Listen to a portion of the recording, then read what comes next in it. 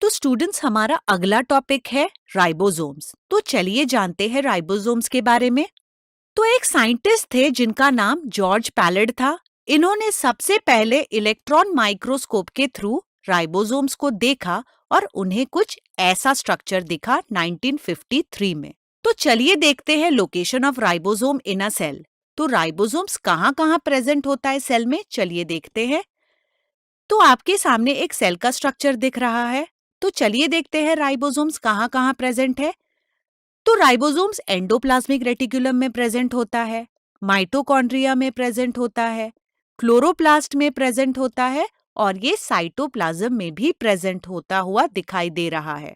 अगर हम एक प्रोकैरियोटिक सेल की बात करें और एक यूकैरियोटिक सेल की बात करें, तो जैसे हमने पहले भी डिस्कस किया है कि प्रोकैरियोटिक और यूकैरियोटिक सेल दोनों में ही हम राइबोसोम्स को पाते हैं।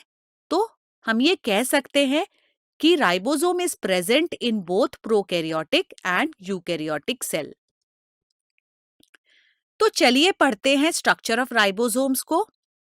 तो जब हम स्ट्रक्चर ऑफ राइबोसोम्स को देखते हैं, तो जो उसका सबसे ऊपर वाला पार्ट है इसे हम लार्जर सब यूनिट कहते हैं और जो उसका लोअर वाला पार्ट है इसे हम स्मॉलर सब यूनिट कहते हैं।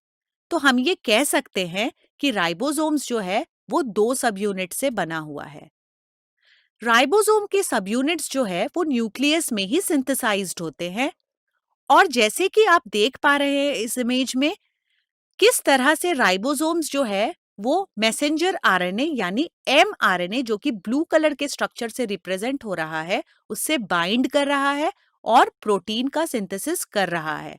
तो हम ये कह सकते हैं कि राइबोसोम्स जो है वो प्रोटीन का सिंथेसिस करता है। तो स्टूडेंट्स अगर हम प्रोकैरियोटिक राइबोसोम्स की बात करें और एक यूकैरियोटिक राइबोसोम्स की बात करें तो इसमें काफी डिफरेंस देखा जा सकता है। तो चलिए देखते हैं प्रोकैरियोटिक राइबोसोम्स के स्ट्रक्चर को। तो इनका जो लार्जर सब यूनिट है वो 50s होता है और इसका स्मॉलर सब यूनिट 30s होता है और प्रोकैरियोटिक ऑर्गेनिज्म में हमें 70s राइबोसोम्स प्रेजेंट मिलता है। अगर हम यूकैरियोटिक राइबोसोम्स की बात करें तो ये भी दो सब यूनिट से बने हुए हैं। इनका लार्जर सब यूनिट 60s है और इनका स्मॉलर सब यूनिट 40s है और एक यूकैरियोटिक ऑर्गेनिज्म में आपको 80s राइबोसोम्स प्रेजेंट मिलेगा।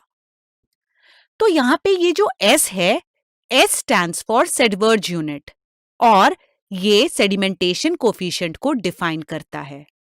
तो स्टूडेंट्स आपके मन में ये सवाल आ रहा होगा कि ये 50s और 30s जुड़कर 70s राइबोसोम ही क्यों फॉर्म करते हैं। तो चलिए जानते हैं इसका रीजन। तो इसका आंसर है राइबोसोम के सब यूनिट को जब हम सेंट्रीफ्यूज करते हैं तब हम ये देख पाते हैं कि ये जो सारे सब यूनिट्स है इसके सेडिमेंटेशन रेट पे डिपेंड करता है।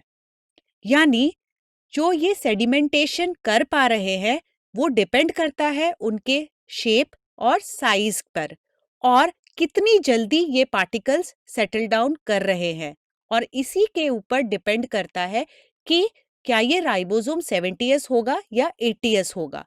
तो जब हम 70s राइबोसोम्स की बात करते हैं तो ये पर्टिकुलर सब यूनिट्स में ब्रेक होते हैं जो कि 50s और 30s है और ये डिपेंड करता है सेडिमेंटेशन रेट पे और हम सेडिमेंटेशन रेट को जज करते हैं कि पार्टिकल्स कितने जल्दी सेटल डाउन हो पा रहे हैं डिपेंडिंग ऑन कि क्या साइज के होंगे या फिर क्या शेप के होंगे।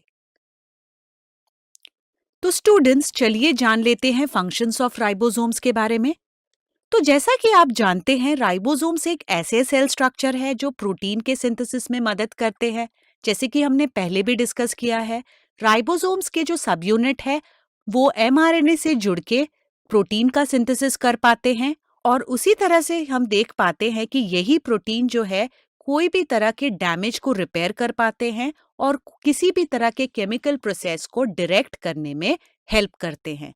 तो हम ये कह सकते हैं कि जो राइबोसोम्स है they are the site of protein synthesis और प्रोटीन्स जो है हमारे रिपेयर में काफी काम आते हैं और बहुत सारे केमिकल प्रोसेस को डायरेक्ट करने में हेल्प करते हैं।